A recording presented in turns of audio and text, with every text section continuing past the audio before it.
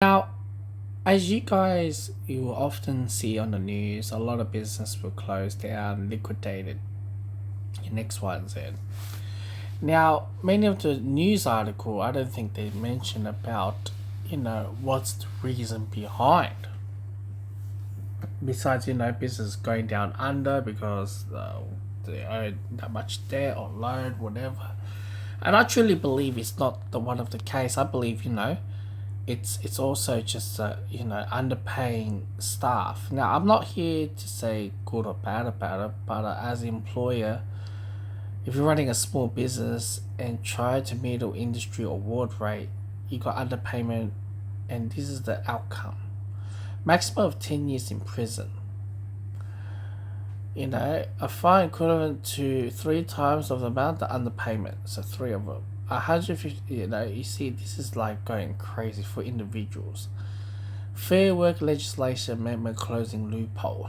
All right, this is being introduced. Right, as of January 2025, January 1, employer will intentionally engage in underpayment.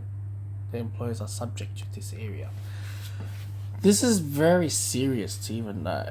All right, and wage theft. All right, this is pretty brutal. And I told my partner, many of the industry is going to be finished. And I'm not blaming employers where they're trying to make a start or living or X, Y, and Z closing. So this is the Australian business. I've seen like business who has own money redundancy. Everything has to pay on the books. If you're not paying on the books, that's where it becomes a problematic.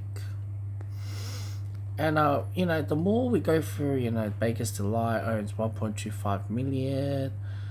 I would say fired due to poor financial position. These are the stories that they're gonna go through, like toxic. Like I don't want to, mention like these are the sushi bays. I was going through and I was reading it. It's a underpayment $650,000. Yeah, you have to pay up front, whereas your business gone down. More than 200 company name are not paying staff minimum wage.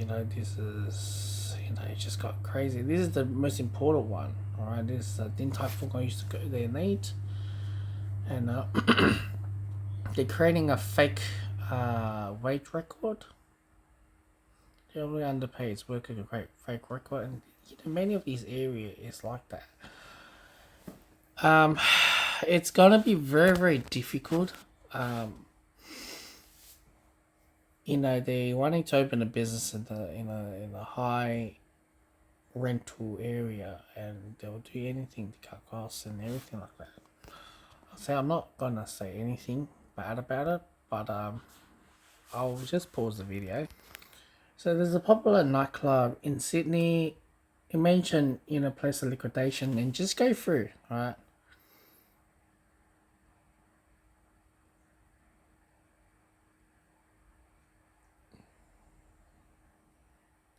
Creditors owe money. Nightclub try to restructure. This is not the one. This is a lot better. By court order owing $700,000 in debt and creditors circling. How many of these you see all these news article liquidated, X, Y, and Z plunged.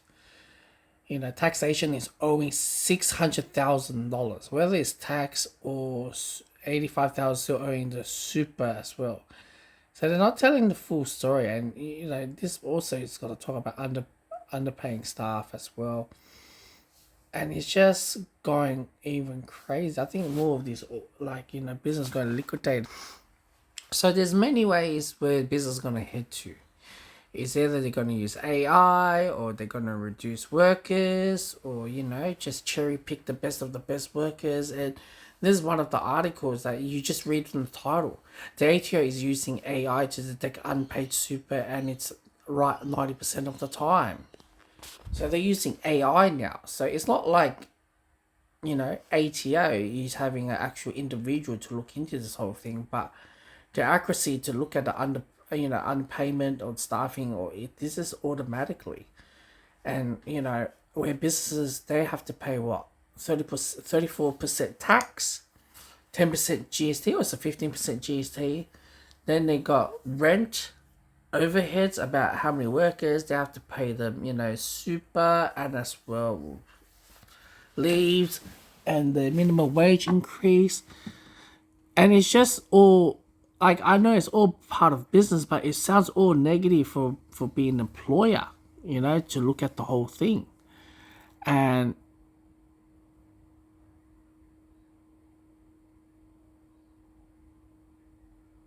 complain. And now if they start investing in music, they have a benchmark what they expect from all data to show.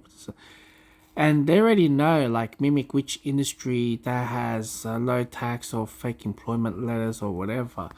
This becomes AI can read the whole thing. It's like what they go through with our tax return ATO websites, on our app and everything like that. It's just gone very bizarre. When I hear this sort of story, it just makes me realize what my, not so close auntie that I know in the past who told me about this in 2018, 2019, when she lived most of her life in Norway, where you see business open and close left, right, and center because this is one of the reasons why they got liquidated or underpaying staff for X, Y, and Z. And that's why I said here about the real story behind to go through. So yeah.